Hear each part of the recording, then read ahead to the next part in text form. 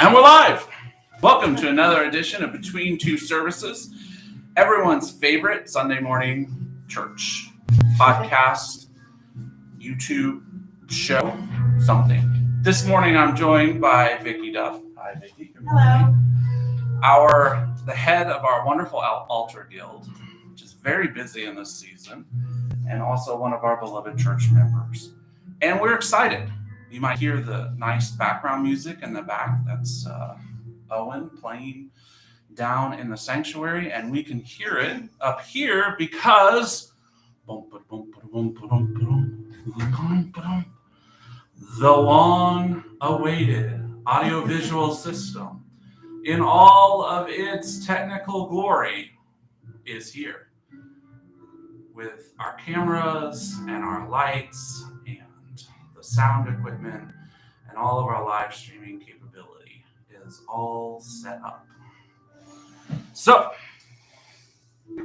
we give thanks to God and look forward to figuring out exactly how to use all of this stuff. We've already had some hiccups this morning, but that's to be expected. And actually, it'll take us a couple of weeks to fine tune things. I would say that if people have feedback, please send it to me.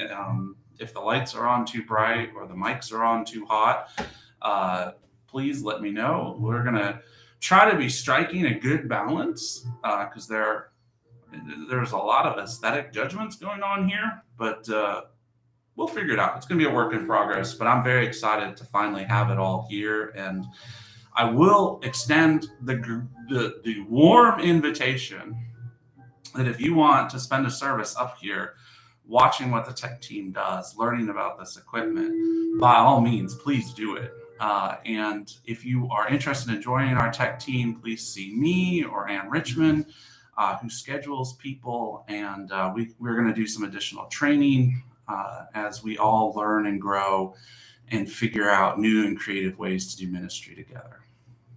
So excited. Mm-hmm. How are you doing this morning, Vickie? Oh, I'm good.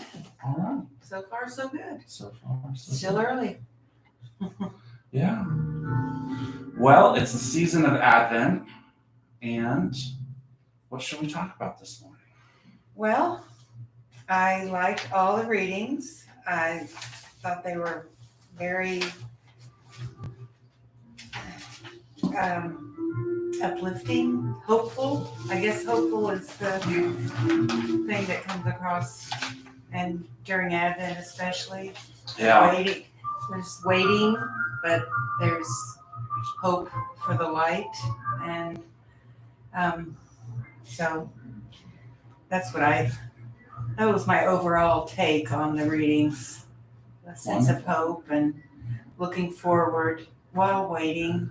And I was talking to someone yesterday about how Christian holidays kind of adopted the dates of the pagan holidays, and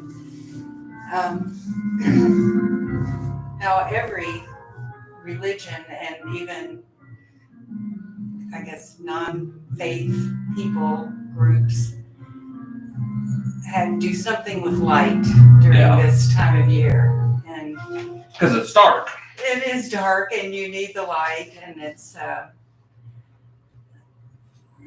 I guess it contributes to that hopefulness to me that there will be light after the long, dark winter.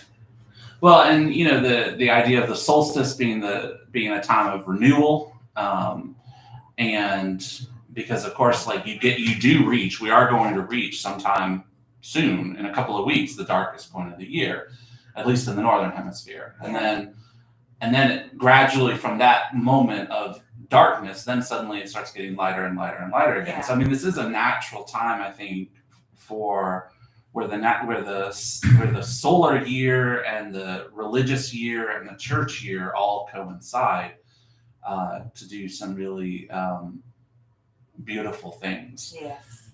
And we live in a very psychological age, which in a lot of ways is good because we're more aware of psychological conditions and mental health issues. and also have kind of normalized therapy, which I want to say, by the way, therapy, wonderful, highly recommend it. Have a therapist myself. So like if people are struggling, feel free to talk to me or to the pastoral care team. But I also really recommend solid, well-trained mental health professionals, which I am not, but which we do have access to resources here in the community to help connect people. So, but all of this is to say, like, it makes sense that communities would come together and do something around light in this era, in this time, because like we talk about like seasonal affective disorder. I mean, that isn't something that's brand new, that's sprung wholly new in the 20th century. I mean, that's been a condition that people have struggled with for as long as there've been people. Yeah. So it's hard to stay bright and sunshiny and cheery when it's dark at 5:00. Yeah. I don't know how people who live in way up north in Alaska and places where the sun goes down in November and doesn't come back it's dark for months. I don't know how they do it. There aren't enough candles in the world for me to go through week after week of darkness and no sunlight. Oh, I don't know how they do it. I don't know how they do it. I suppose human beings adapt. I mean, we're adaptable. We're adaptable creatures. So, well, I was excited about the Christmas parade last night. I think it went very well. It did. It was fun. We were both there with young ones. It was good to be able to see, because I think that's been something that's been on my heart. That last year, with so little being done in person, that we missed that opportunity for kids to be able to put on the old costumes. And this year we're not having a pageant. I look forward to a pageant next year, especially with all this technology. We can do all kinds of crazy things. But it was good, I think, for the kids to have a part, to be on a float, to be representing their church, to be together. And I was really thought that party after the parade was particularly heartwarming, to just see people in the parish hall eating pizza, drinking hot cocoa, making Christmas cards. I was telling a friend about this, and she was like, how do you get more wholesome than that, right? I'm like, it's really hard. I mean, in a parade float in a small town parade, and then you're in the church hall afterwards with hot cocoa and games. The only unwholesome part of the whole evening was the fact that Walter handed out whistles to all the kids. Thanks, you, Walter. I think Charlotte lost hers somewhere in my car on the way home, so that's a plus. I think Bea left hers at Stuart's house. And she came and she told me that. I was like, that's the best news I've heard all night. That's just so amazing. It was a perfect evening, though. And I think it's good to be out there in the public and doing these things. So, yeah, Charlotte was excited. She saw 4 of her friends from school on the sidewalk. So one of the things that we're really dreaming about and talking about with this technology is doing some children's ministry and doing like godly play with young people and recording it, and also creating opportunities for kids to come up here and play.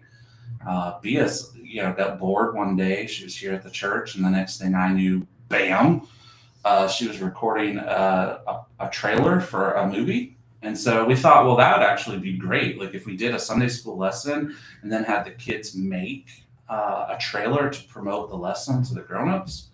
That would be pretty fantastic. So I don't know if Charlotte would be interested. Don't know if Jocelyn would be interested. I don't know if Jocelyn would be interested in being on our tech team. She might. She's taking technology in the semester at school. I don't know what they do more, well, they do creative things. They built an amusement park ride was their first, lesson they did That's so in cool. technology. Yeah. I'll ask her. She might very well be. It's hard to get her interested in much these days, but I'll ask her. She's in that middle school tween mode. But, so she could use something to, take an interest in. Indeed. I'm looking over your shoulder, and I think that's right there. I think is that Susan Carey setting the altar? Oh, she is. Yeah, fair warning to everyone. With this new technology, we can see what's going on, See you. and also kind of hear. So, but it's cool. Do you want to share anything about the Altar Guild? Well, we're enjoying our Blue Advent, and we have enough members to get the job done. But when all this COVID is over, and Whenever that will be. Whenever that is, there are at least 3 people who signed up at the ministry fair who expressed an interest in joining the Altar Guild, and I look forward to the day when I can call them and say, let's get you trained and expand our roster in the Altar Guild. But it's a lovely ministry. It's great for parents and kids to do together. We're going to need another generation of Altar Guilders one of these days. And you don't have to be female. We have had some great guys on the Altar Guild in years past. It's a very hello. Hey, Mark. How's it going? We are streaming our morning show. If you want to say hi and introduce yourself. Hi. This is Mark. He is the guy from ProSound that installed all of our equipment and is now here to help make sure that it runs smoothly. So we're wrapping up here. Do you have the tech team here? Yeah. You're following him around. Fantastic. Tech team, do you want to come introduce you to our podcast? Introduce yourselves.